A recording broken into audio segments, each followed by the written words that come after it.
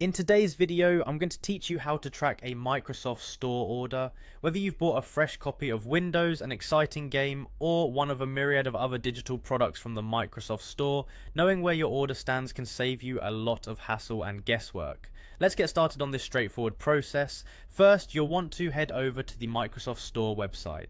This is your one-stop destination for downloading apps, exploring games, and much more for your Windows PC. The easiest way to get there is by opening your favorite web browser and typing in the URL, or if you have a shortcut saved, simply click on that. Once the page is loaded, you'll begin at the main landing page of the Microsoft Store. Next, you will need to sign in. Look for the sign in option, usually found in the upper right hand corner of the page. Click on it and you'll be guided to enter your credentials. If you already have a Microsoft account, fill in your email and password to log in. If not, you'll find an option to create an account, which is a simple process that will allow you to gain access to all Microsoft services. After you've logged in successfully, navigate back to the home page of the Microsoft Store. You should now see your profile icon or your initials in the same area where the sign in button was located.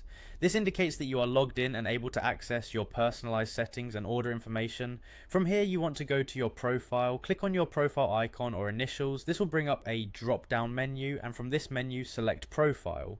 This is your entry point into the settings and management of your account, and it's where all personal data related to your activity on Microsoft is stored.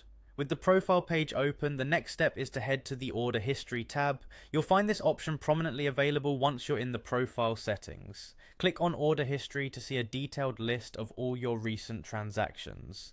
This page provides a comprehensive view of what you've ordered, along with handy tracking information. And there you have it. By following these simple steps, you can track any order placed on the Microsoft Store with ease and peace of mind. Thanks for sticking with us through this tutorial. If you found it helpful, don't forget to like and subscribe for more tech tips and guidance. See you next time.